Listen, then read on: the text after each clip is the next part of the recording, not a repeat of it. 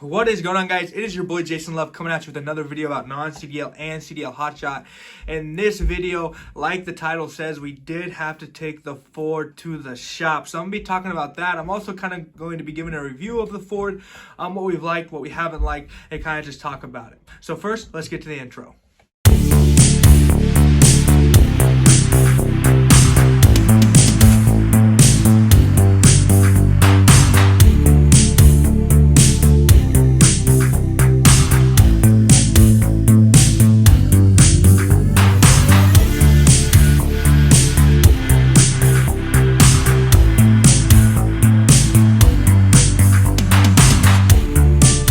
Okay, guys, first off though, thank you all for being here. Thank you guys for watching this video. If you're not subscribed, please subscribe. I make videos about Hotshot, about trucking, about logistics in general. I do about 2 to 3 videos a week about these things, and I also just kind of give our experiences, what's going on in our business, the good and the bad, so you guys can kind of see and learn from our experiences so you can be successful with your own business. Now, like the title says, we are going to be talking about our Ford F-350. If you didn't know, when we first started, we bought a 2019 Ford F-350. It had about 5,000 miles on it when we bought it. We've had it on the road for about 6 months, give or take, 5 to 6 months now, and I think we're up to the lower 50,000s in the miles, right? I think we're like 51 or 52,000 miles. And it has been very reliable for us, and we haven't really had that many problems, but we have had some problems, obviously, because, you know, vehicles have problems, and that's just how it is, right? So first off, the first thing that we ever noticed, I think, was a problem that we were having was the rear differential, I think, was leaking fluid little by little. When I first took it to go get an oil change, like before we really ever got on the road, they realized that the rear diff fluid was low, and so they filled it for us. I didn't think much about it. We ran for probably another 30,000 miles for 3 months, and then our driver, Luis, realized he could kind of smell something, so he's like, I wonder what that is. I realized it was a rear diff, and then he filled it up with fluid as well. So it's kind of a seepage, I'd say, not really a leak. Just kind of making sure we're on top of it so there's no problems there. That hasn't really been a problem, but it's something that we had to keep our eye on, right? But, I mean, the truck running wise has ran really well. We haven't really had to take it off the road for any sorts of mechanics until now, which was only about a day delay. But no, it's been really reliable for us. We've been able to do long hauls with it, short hauls. I mean, it's been great. You know, it's done what it needed to do. It can definitely haul the 10,000 pounds no problem. And it's doing really well, so I'm really happy with it. But I mean, obviously there are some things that go wrong, right? So getting into why we had to get it serviced. So if you guys don't know, Ford struggles with the death wobble. That's just the truth of it. And I know that when Dallas was driving the truck way back, first off, he got the death wobble probably one time. Okay, so it's something that we weren't really worried about. We knew that it could happen, so we basically, you know, we're on the same page with our driver saying, hey, this could happen. This is how we prevent it, you know, X, Y, Z, right? And then once Luis started driving, he had gotten a couple times. And so it started to become something that we needed to look into, kind of figure out how to stop it. Because, I mean, it's super scary to get death wobble if you're going 70 miles down the road.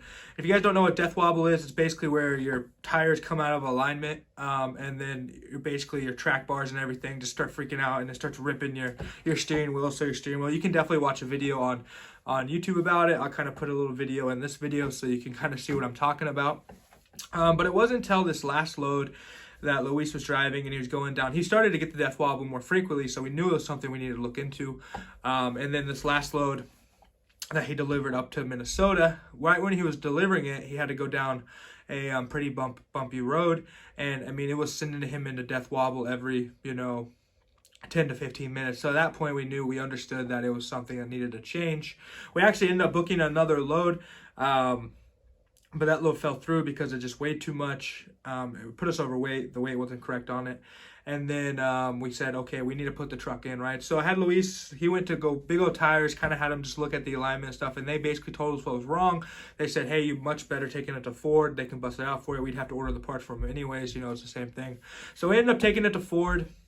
And Ford ended up fixing for us. Luis says that the truck is a lot tighter now. It drives a lot better now, which is something that's super awesome. But kind of going over what they said was wrong with it. So they basically said the steering dampener needed replaced, the track bar, the drag links, and needed an alignment. So that's what they did for us. It ended up costing, I think, $1,450. to do all of that.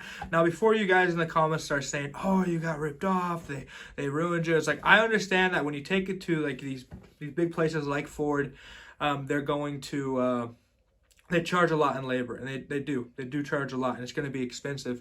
But the thing is, guys, you need to realize that what's the cost of your time, right? So I mean, a lot of people say, "Oh, you could just fix yourself, did that, did the other," and it's like, well, I still have to find a mechanic, I still have to order the parts. We'd be down for 3, 4, maybe even 5 days trying to figure all of that out. Like, he's up in Minnesota, I live in Utah. Like, you take it to some, like, I felt way better just taking it to somebody, paying a premium, and having them do it for us, right?